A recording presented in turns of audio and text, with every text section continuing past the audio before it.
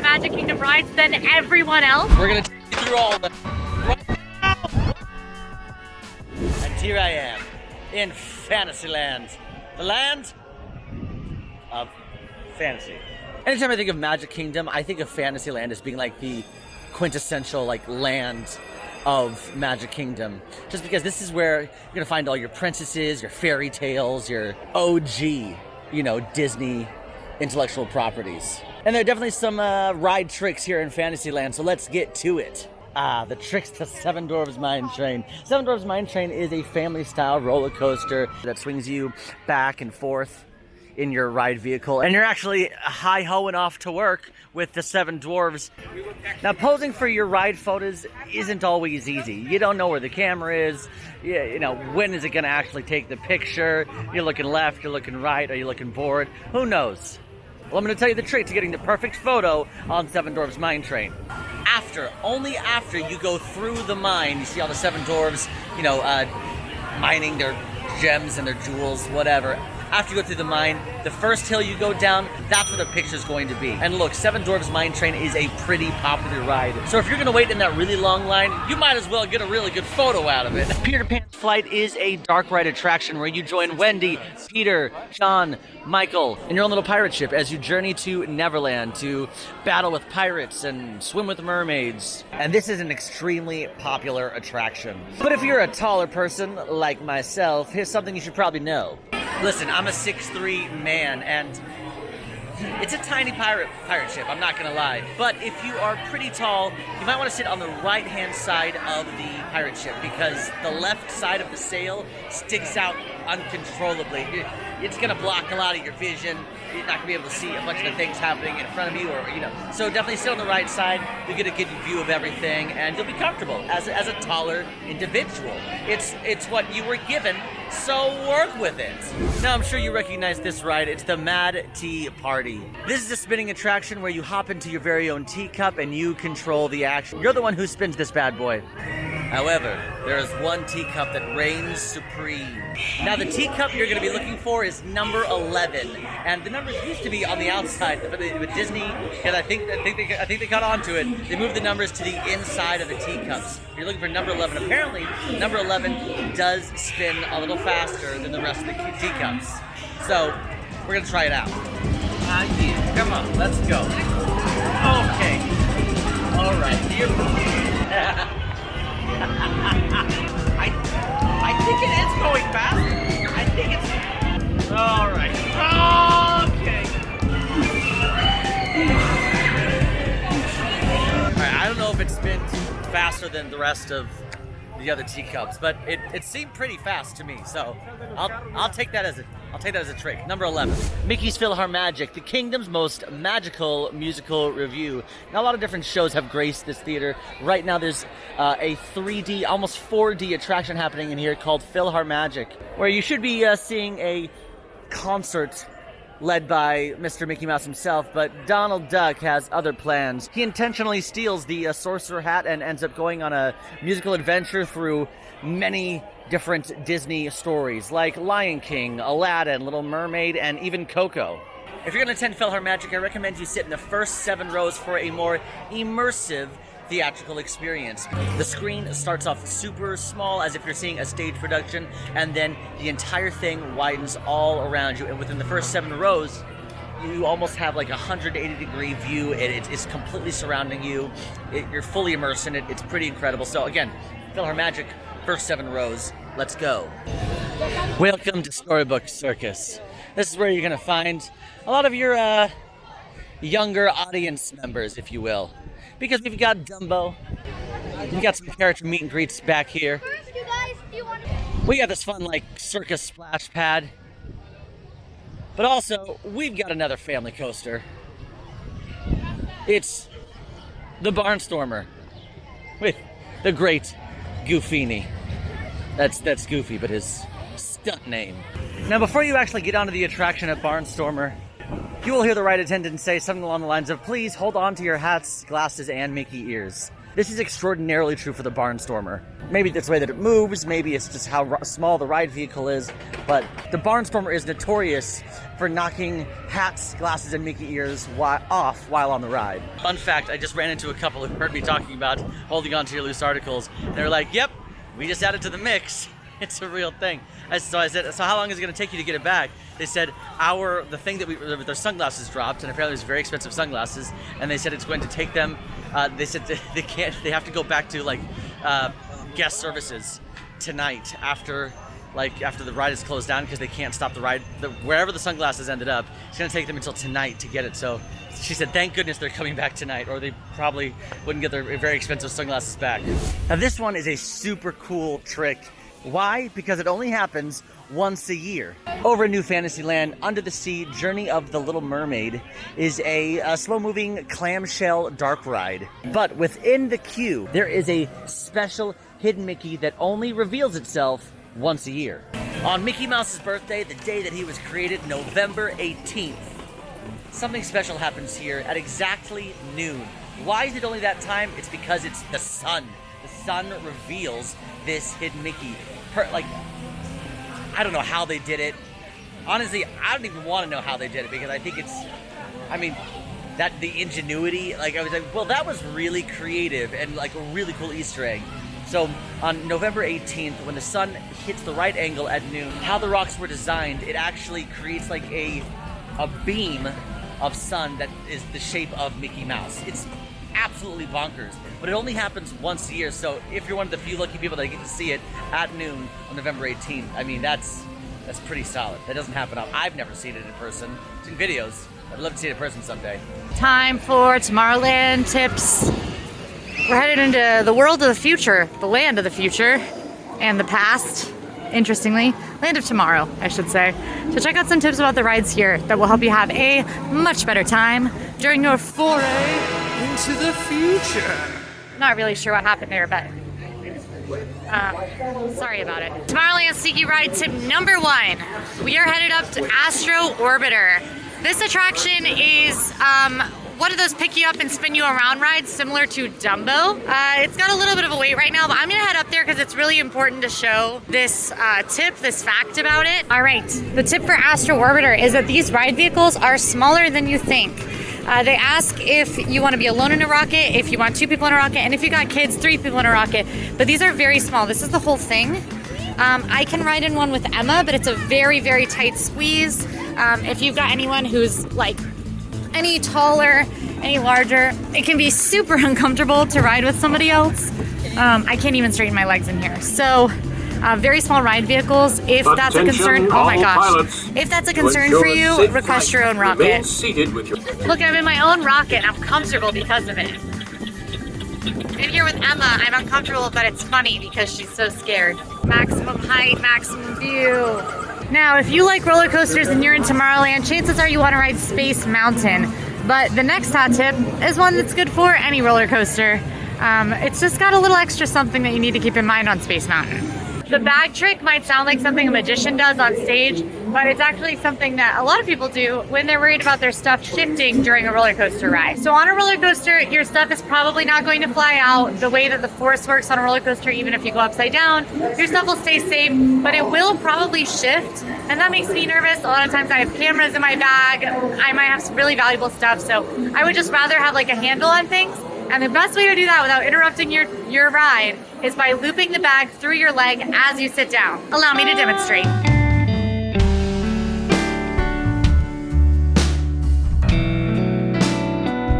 Now the reason this is an interesting tip for Space Mountain is that your big trick here is you do not want to let your bag trip you up as you get out. Take it slow, getting your leg out of that loop, it's kind of a weird movement. And Space Mountain has especially difficult ride vehicles to get out of, so just take your time. No one's rushing you, no one's looking at you. You can take all the time you need to get out of that ride vehicle. Our next stop is Star Command headquarters to ride Buzz Lightyear's Space Ranger Spin. Now, our pro tips here are actually how to win on this ride. This is an interactive shooter attraction where you can aim for targets, shoot, gain points, and try to get that galactic hero status of 999,999 points. To win on this ride, you want to look for the particularly high value targets. Now, these targets don't look any different, so you have to know where they are, and that's why we're bringing you the pro tips now. First, when you get into the room with the red robot, you want to aim for him, specifically the interior of his arms, for 100,000 point targets. In the room with the volcano, you want to target the very top target of the volcano. When you get into the room with the claw, channel your inner green alien and aim for the target on the underside of the claw. And then finally, you want to aim for the target on the very, very bottom of Zurg's spaceship. Let's see if these work out, huh? I didn't quite max out, but that's definitely the highest score I've ever gotten. My aim were a little bit better. That's how you win. Cosmic Commander, baby. Our next tip is that Buzz Lightyear Space Ranger Spin is one of the attractions with ride photos. If you want to pose for your ride photo, you want to pose after you go through the warpy tunnel, right as you enter the last room. It's right as you go in, you'll see a big Zurg. Go ahead and pose as soon as you see that Zurg so that you catch the photo. And if you do want to pose for that ride photo, don't worry too much about losing some points. That last room doesn't have any crazy high scoring opportunities, so you'll be shooting targets for a lot less points in there anyway. If you hit those targets that we talked about in the first tip, then you should be able to pose for your ride photo with reckless abandon. I failed at my own pro trick. I'm not posing, and I posed. Posed at the wrong time. I posed a flash too early. So wait 2 flashes before you pose. 2 flashes. Got another ride photo trick for you if you're trying to pose for those ride photos. And this one I'm more confident about than Space Ranger. Over on Space Mountain, you can pose for your ride photo right after the warpy tunnel at the beginning. So you'll launch, and it's pretty soon before you go out into the full roller coaster, before you go up the lift hill. You go through a warpy light tunnel that sounds like this.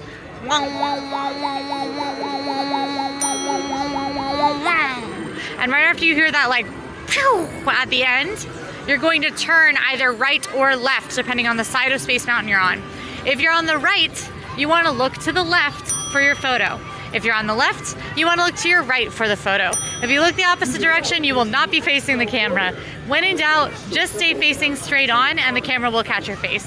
And you can pose. Now your seat on a roller coaster can really matter as well. Space Mountain has a seat that is particularly thrilling, and it's in the very, very front. That is because on Space Mountain, you do ride single file. So when you're in the very, very front, you cannot see or hear your friends most of the time unless they're really screaming. So you're alone hurtling through space, which feels very thrilling, very exciting, and can be very fun if you like that kind of thing. You can put your hands up in the entire ride and you will not touch anything, even if you're tall. I know it feels like it in the dark. I personally never put my hands up, but I just confirmed with like 5 cast members. You won't touch anything if you put your hands up. My next tip is for a controversial ride. And by controversial, I mean that I find it controversial personally. Tomorrowland Speedway. I absolutely hate this ride during the day. It is loud, it smells like diesel, and it's hot. When you're on that thing, you're on the pavement, just baking in the sun in a metal vehicle. But I absolutely love this ride at night. So our pro tip here at Tomorrowland Speedway is to ride Tomorrowland Speedway at night. It's a great one later in the day because then you get a really great view of Tron roller coaster, which is opening soon. You don't have to be in the heat, and it's pretty fun to drive a car around with your friends or family. It's just so much worse in the sun, even if it's not that hot outside. The next tip is for Monsters Inc. Laugh Floor, which yes, technically an attraction, not a ride, but you know, still helpful. So Monsters Inc. Laugh Floor is a comedy show featuring the monsters from Monsters Inc. It's very, very funny, and it is interactive. They do put audience members up on the screen. It's super silly. Now, if you want to be up on the screen, there is one pro trick to doing that. I have always wanted to be up on the screen in Monsters Inc. Laugh Floor, and not once has it happened for me until I rode it with Fry Bucket during the fireworks. We got in line maybe 5 to 10 minutes before the fireworks started. We had to wait for there to be enough people for them to do the show. And then when we went in, there were so few people in there that it was a lot easier to end up on the screen. And I did end up on the screen. It was very exciting for me. Hello and welcome to the show. Hello. Hello. What is your name? It's Quincy. Correct. So that's been your dream, and you're okay with skipping the Magic Kingdom fireworks, go to Monsters Inc. Laugh Floor during that time.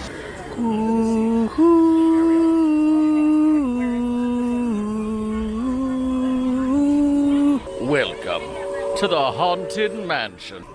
But you know what's always tough is when to pose for the on-ride photo on the Haunted Mansion. If you've ever taken an on-ride photo of the Haunted Mansion, you've seen like everybody look really bored. So if you want to pose for like a spooky photo on the Haunted Mansion, especially because it's a really cool background and see what they do with all of it, you can pose for your photo at the end of the portrait hallway. So when you get to the part of the ride where you start to see all the portraits on the wall, like there's like a cat woman, and then there's like the ship in the ocean that's like all covered in waves, and then there's the Medusa girl, right? So at the end of that hallway, that's when you're gonna take the picture. So at the end of that hallway, just give me your best spooky face. And then sure enough, you're gonna get a solid ride photo here at the Haunted Mansion. Tom Sawyer's Island. Why is it still here? The world may never know. However, I can kind of give you a solid reason why I think we can appreciate it, and a solid trick if you're trying to avoid the crowds here at Magic Kingdom, because Magic Kingdom is often the most crowded park. So if you're looking for a little bit of a break, head on over to Tom Sawyer's Island. Let's see what it's looking like over there right now. Now, the entrance to Tom Sawyer's Island is actually right across from Splash Mountain, or the soon-to-be Tiana's Bayou Adventure. When you start by boarding this raft, the only way to get to Tom Sawyer's Island is you literally have to take a raft to the middle of this man-made lake. Ah, Tom Sawyer's Island. Here we come for rest and relaxation.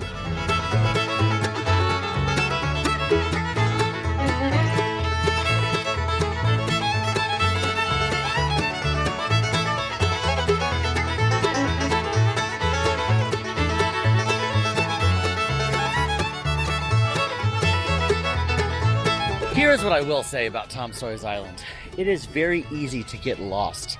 So definitely, keep an eye on things, parents. And throughout Tom Sawyer's Island, you can find these little bits and pieces of the story. Go in the old mill here. Let's see what's inside here. It's exactly what I thought it would look like. An old mill.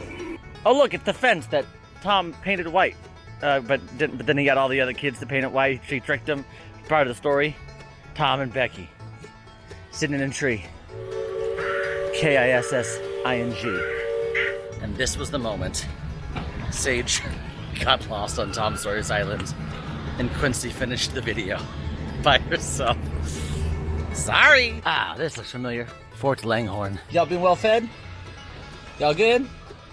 Y'all neat?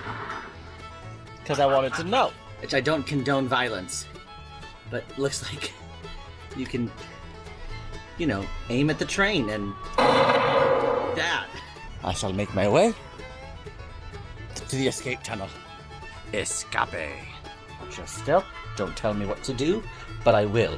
Oh, no, okay, hold on. I don't like being alone in here by myself. Never again! Never again by myself. And the journey begins back. If you're looking for a little more rest and relaxation here at Magic Kingdom, try the Liberty Square Riverboat, otherwise known as the Liberty Bell. Now, the Liberty Bell departs every hour and half hour, so on every half hour. This is about a 20-ish minute ride all the way around Tom Sawyer's Island. You get some interesting set pieces you would normally see, interesting views. And there she is. You definitely get to see Magic Kingdom from a totally new perspective on the Liberty Bell. But inside the Liberty Bell, as soon as you walk on, if you hang to the right, there's a little room in there with like velvet couches, and it's a nice place to like sit down and maybe take a quick 20-minute nap around Magic Kingdom. I'm just throwing it out there. You don't have to do that. I'm just saying, why not? All right, welcome to Frontierland, where we've got some more ride tips for you. First few, there's not a ton of rides in Frontierland, but I actually do have a lot of ride tricks that you can use here. Because the rides that are here are extremely popular. So our first ride tricks are for Splash Mountain. Now, of course, by the time you're seeing this video, Splash Mountain is closed, unfortunately, permanently, to be refurbished to Tiana's Bayou Adventure. Now, Tiana's Bayou Adventure is set to open in 2024, and it will be a Princess and the Frog retheme of Splash Mountain. This one might seem obvious, but the front seat on Splash Mountain is the wettest. This is why. You see that? So you can actually stay pretty dry in most seats on Splash Mountain, but not the very front. You will get wet. If you block your face, you'll stay mostly dry because the water does come and hit your face and not the rest of your body. But just a heads up, front seat is the wettest. I've heard people say otherwise before, and that is not true. If you don't want to get super soaked, request that you don't sit in the front. Splash Mountain does have a ride photo, and this is an easy one. The photo takes right when you start going down the hill. The camera's in these two outcroppings right here, this one and this one. You can actually even see the flash. Ready? Right there. If you have a silly pose you want to do on Splash Mountain, that's the time to do it. Another thing to keep in mind is that if you do want to stay a little drier, I recommend sitting on the left side of the ride vehicle. Don't tell your family this one because your family will likely be next to you, but there are two spots where the person on the left stays a little drier than the person on the right. Sometimes there's a cannon that fires water right here as other people go down the hill. So when you're passing under this roof here, that cannon fires and lands directly on you on the right side. The other time is at the very end of the ride, there is a waterfall. It's right here actually. That if you are on the right side, it will get you soaked. Every tip that I've told you should stand. They're not completely overhauling the ride system. So I imagine that the ride photo will be in the same place. You'll still get wet from that waterfall and the front will still be the wettest. But just keep in mind that this will be closed for a bit. Those tips, keep them in your head. Keep them up there. Next up, we have Big Thunder Mountain Railroad. So this is the other very popular attraction here in Frontierland. It is a runaway mine train through a haunted mining mountain in town. Very, very fun, wildest ride in the wilderness. One of the best roller coasters, I feel like, anywhere, even if it isn't the most thrilling.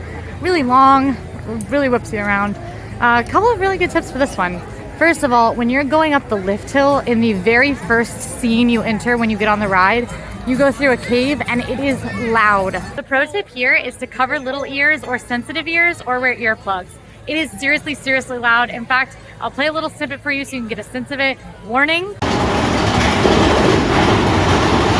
So make sure to cover those ears, wear earplugs if you're sensitive to loud noises. It's one of the loudest spaces on any ride in Disney World. This next tip is weird, and I mean weird.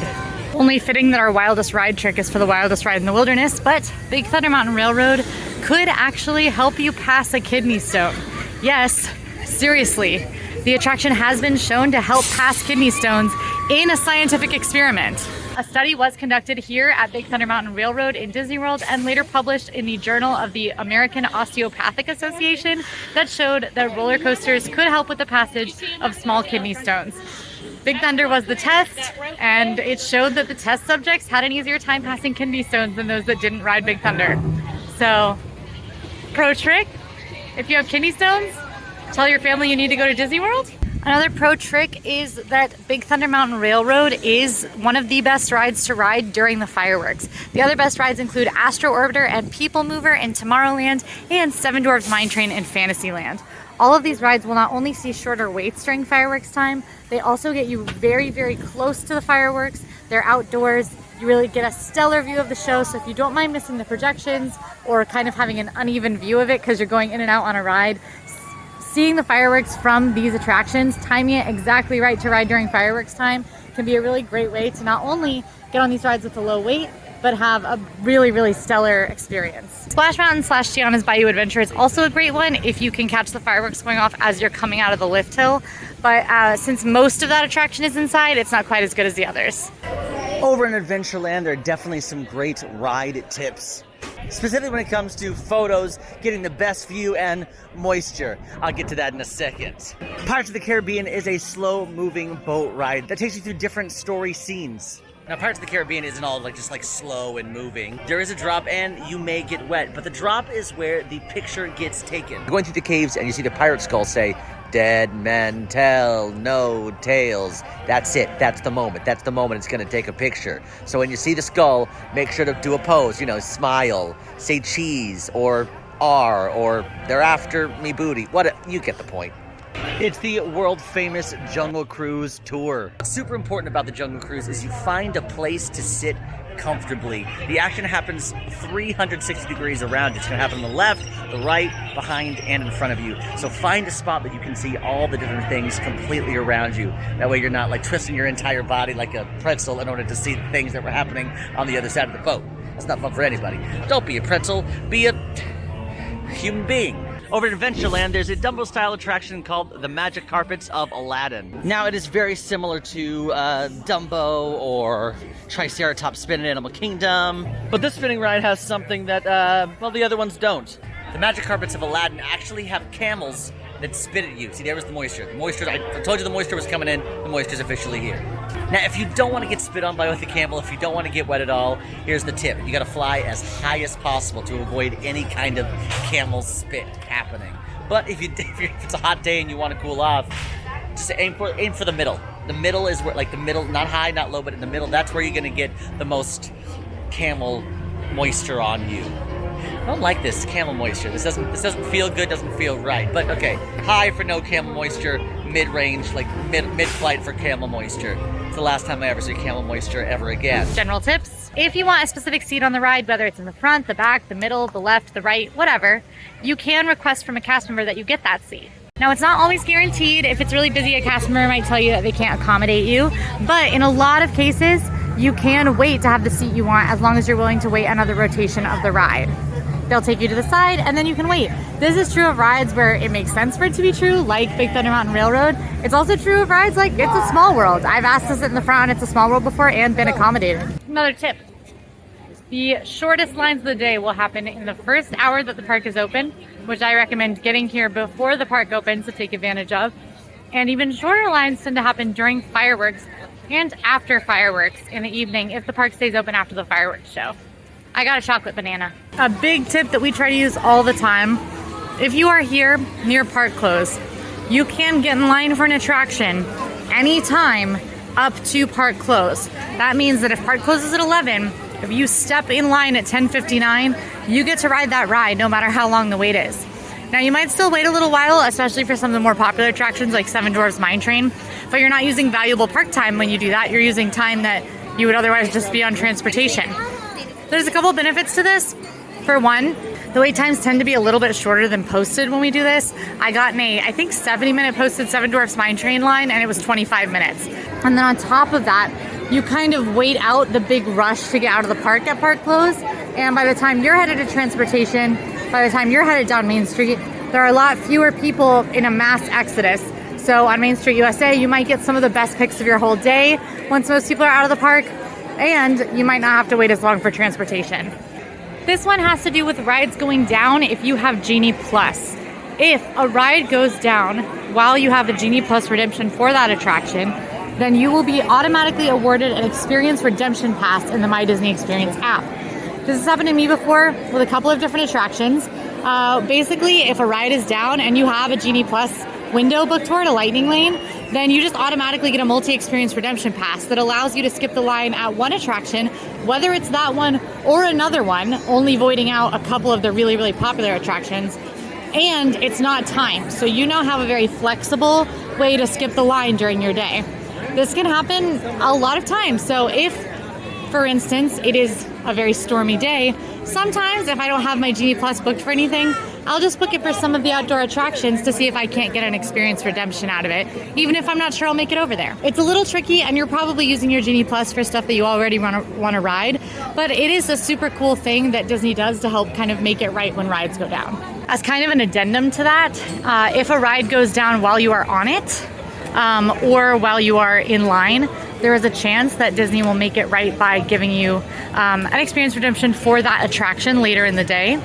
If you have spent a lot of time in line or spent a lot of time in line and then got on the ride and cast members do not offer you an experience redemption for the attraction and you really feel like a lot of your day was missed out on, go ahead and go talk to guest experience. Be polite about it. Be nice.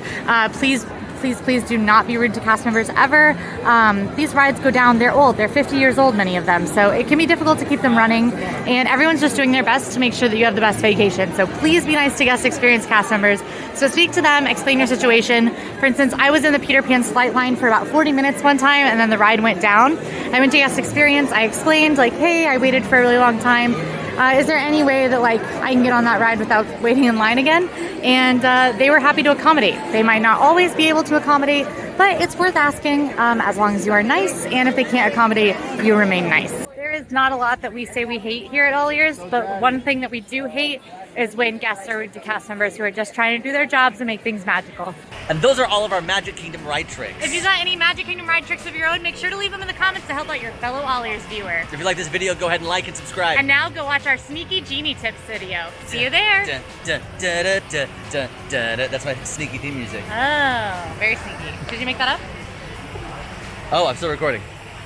Yes, I did.